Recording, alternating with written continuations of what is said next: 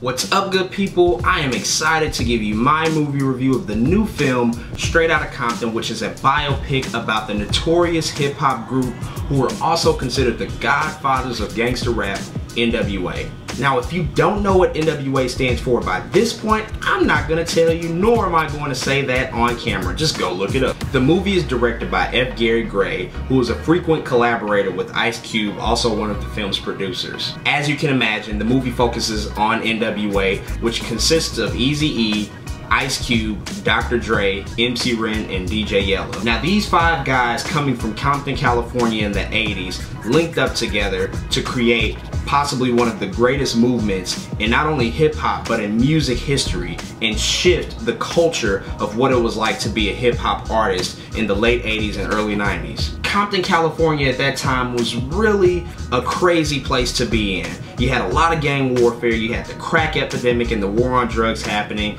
It was just a really crazy place to grow up and be in. Now, the members of N.W.A, they were different and they were special. They wanted to take the reality of their neighborhood in the streets and actually put that on record. Now, this wasn't really being done before. Hip-hop had gotten pretty big by this point, but it hadn't had that grimy, gritty feel of what the street life was like, especially coming from a West Coast perspective. As you can imagine, a lot of people just were not ready for this sound. They thought that nobody wanted to hear about what was happening in Compton, California. Well, trust me, N.W.A proved all of those people wrong. N.W.A became one of the most successful and influential groups in all of hip-hop. And when I say influential, I mean really influential. Like I said earlier, they are the godfathers of gangster rap. That is a completely new genre that was created and pioneered by the members of N.W.A. So Straight Outta Compton has a runtime of 2 hours and 27 minutes, which actually surprised me because this movie does cover a lot.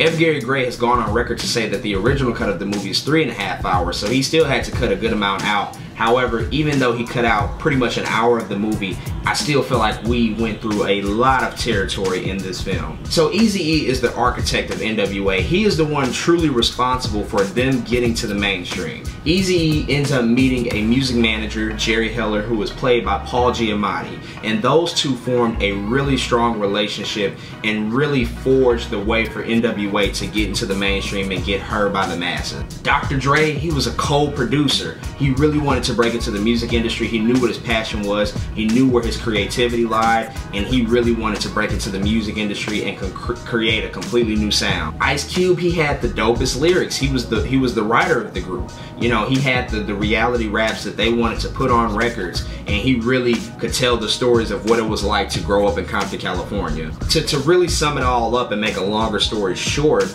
N.W.A blows up. They do something that nobody in hip-hop and in music had done before. They had a lot of, you know, explicit language in their music. They detailed a lot of the crazy things that were happening in Compton, California. You saw a really new, gritty, realistic view of what was life like in the streets for these young men growing up. So you had Eazy, who blew up with his song Cruising Down the Street, you know, in My 6'4", and he became easily the superstar of the group. He was the front man, he was the personality of N.W.A. And then Eazy was backed by incredibly talented individuals in themselves, and they all meshed together to, just like I said, create this new sound. And their first debut album, Straight Outta Compton, just completely took off. Not only were people in Compton listening to this music, but people in Chicago, people in New York, the mecca of hip hop, people in Detroit, everywhere across the country was hearing what N.W.A had to say. The group goes on tour, and like I said, they blow up, and obviously this big fast life of hip-hop and superstardom starts to, you know, get injected into this movie and what that was like for them on the road, and, you know, the money, the cars, the girls, and everything. However, there was one big problem with all of this. Even though these guys were putting their hearts and soul into the music, there was only one person really out of the group who saw the riches and the spoils of what this life was like, and that was Eazy. Like I said, Eazy was the superstar of the group. He had the charisma and the personality, you know, for the group. And though he didn't really write his own rhymes, like I said, he was that front man, and him and Jerry Heller had the special relationship. The rest of the group, they really didn't make much money. If any, really, they didn't make much money, and the one person who started to question this was Ice Cube. This movie, Ice Cube is played by his son, O'Shea Jackson Jr., which I mean, obviously he looks just like him, especially at that young age. But once you start talking about the fame and the riches and the money, and you're starting to wonder where all of this money is going towards that they're making, you know, a guy like Ice Cube questions that, especially Jerry Heller, who's supposed to be managing them as a group. And to sum it up and to not get into too many details of the movie, if you don't know the story of the group ends up breaking up. They end up breaking up, and it really, the movie Straight Outta Compton really gets into that breakup as well as their, you know, their rise. And of course, the breakup of the group has so many different effects on all of the members. You know, we have characters like Dr. Dre, who's kind of split down the middle and doesn't, you know what side to take, but he understands that something is going on. And then Cube, he leaves the group and he goes to New York and links up with Public Enemy to make music with them, and he blows up as a solo superstar. And then because of what was going on between the group, and there was miscommunication and you know, different messaging going to different people, they ended up beefing. They ended up actually putting records out that were beef diss tracks. And they really fit so much into this movie. I mean, like I said, you got the main characters of N.W.A, you know, in there. You also get Suge Knight in there. You get Tupac in there. You get Snoop Dogg. You get the DLC. You get all of the people who were pivotal players during this story at that time. Straight Outta Compton covers about a decade worth of material. Their rise, you know, from 1986 all the way to you know, the impending death of Eric Wright, Eazy-E, in 1995. And for a movie that's 2.5 hours pretty much, I thought they did a really good job at fitting a lot of different things in.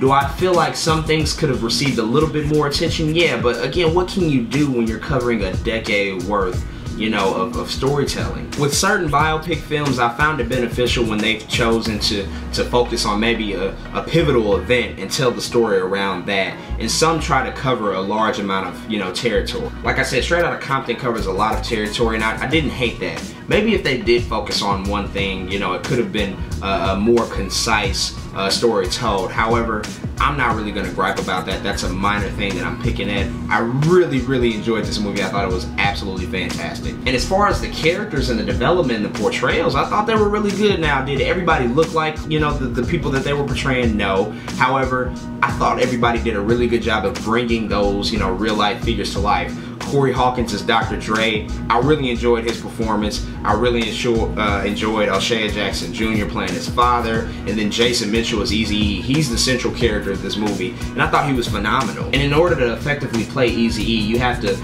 really be vulnerable in a sense. You have to be able to show some versatility in your acting. Eazy was a complex person. You know, not only was he a playful person, but like I said, he was also a superstar and a front man. He was a businessman. He was a visionary. You had to be versatile in the way you portrayed this character, and I thought Jason Mitchell did a phenomenal job. And honestly, the antagonist of the movie, hands down, has to be Suge Knight. I mean, Suge Knight in this movie, and really in real life, is like a full-fledged supervillain. Like, this man is just evil. Suge Knight was really responsible for a lot of the manipulation that was going on, a lot of the illegal activity that was happening behind the scenes that people didn't really know about. I'm just glad that we finally got a suitable and fitting biopic of N.W.A. There's been tons of documentaries and books and all of that, but I feel like we needed this type of medium to tell this story of this group. You have to appreciate that films like this are taking the time to examine, you know, what life was like back in the 80s and 90s. I mean, there was police brutality happening that they showcased in this movie, and the harassment that was happening.